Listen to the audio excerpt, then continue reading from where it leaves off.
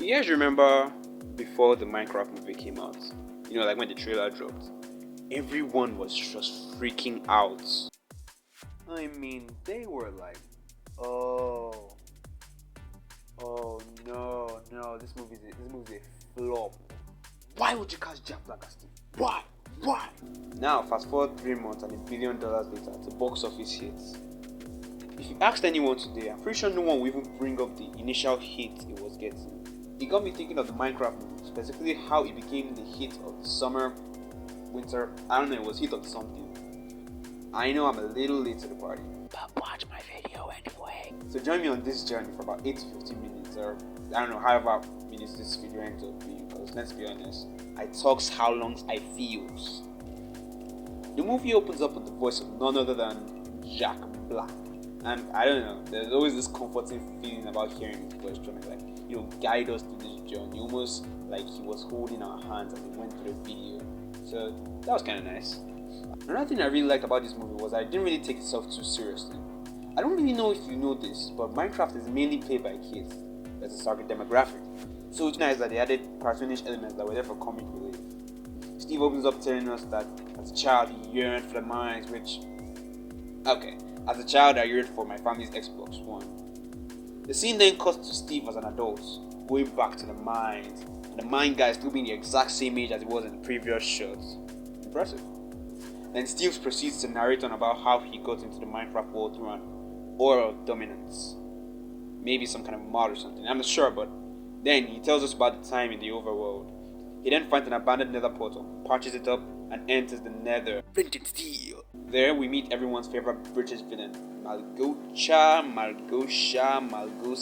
I can't be bothered to look it up. She wants to destroy the world. Oh no! Then Steve gets up to the overworld and thwarts her plan. The scene cuts to Garrett the garbage man.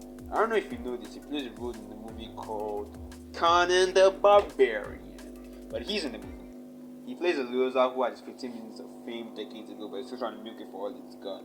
Been there, my guy. Anyway, we also get introduced to Henry and Natalie in the second shot. Then we also get introduced to Dawn, a real estate agent, something. Why? Because you can't have 4 people in a team. It's gotta be 5.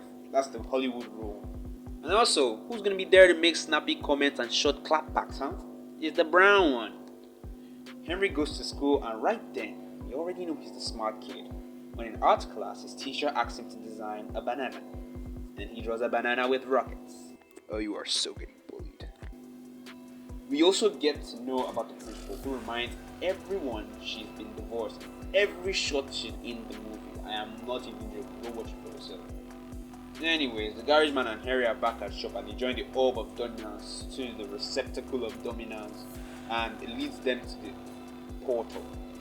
They go through, but not before meeting the rest of the Scooby gang and end up in the Minecraft world.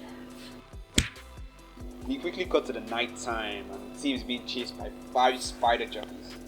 And I don't hear anyone on the internet talking about this. To give some context, let me tell you how crazy this is. For those of you that don't know, there's a 1% chance the spider jockey is spawning. And for that to happen 5 times, it's a... sorry, I have to read this. 0.000000001 chance. Also, the movie just glosses over the fact that all the items they collect disappear. They just get whisked away somewhere else. We also get a scene when Garrett gets blown up by a creeper. Come on, no armor, standing 2 blocks away. Jackie standing just pointing that out. We shortly get to see Steve mainstream and he's awesome. He does everything the main character should do and his appearance is captivating. So Steve and the guy walk together to try to get home. So Steve shows them the ropes. It also cuts to the nether where Malgosa is recruiting the Piglin General to kill them. That Piglin is literally my favorite character in the whole movie. And it's just because of how laid back and cool he was. He be talking like, hey Malgosa. So like, you want me to kill him? Say Steve, I'm really sorry I had to unalive you, whatever. Hope you can forgive me. So anyway, Steve and the gang makes to the village where he's singing one of his favorite songs, The Lava Chicken.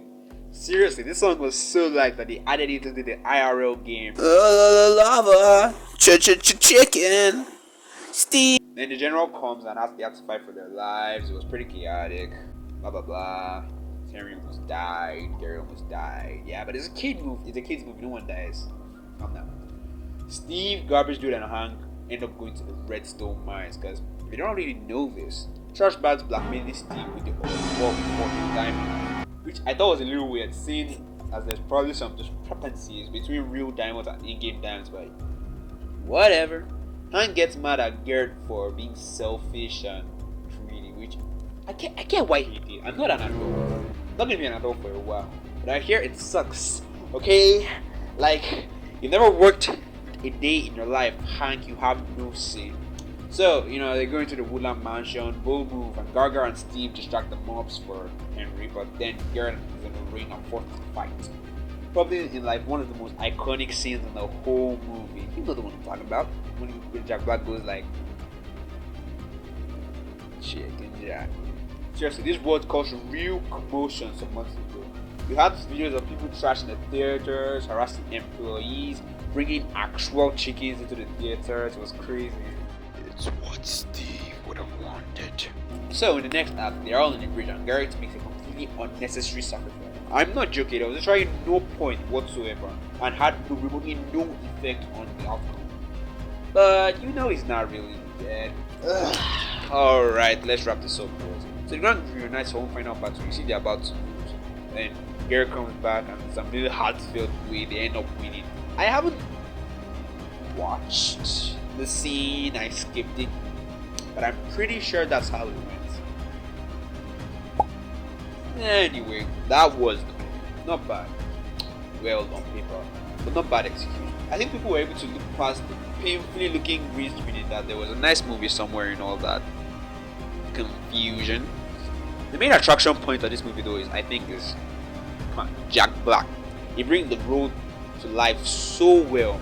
That or he's just being himself. Either way, his persona kind of fits the role. But if I were Jared Hess, there's one more person I have contending for that role. None other than Ryan Reynolds. He's funny, okay? That's pretty much it. Still good though. I mean, picture this. See? Perfect. Also, see? Perfect. Also, I guess, when you make a movie franchise, a big fan base of Minecraft, it's gonna make a buttload of cash. No matter who you put in the movie as. So I think I give this movie a 6.5 out of 10. Not bad, but it's no Mario. Never thought that.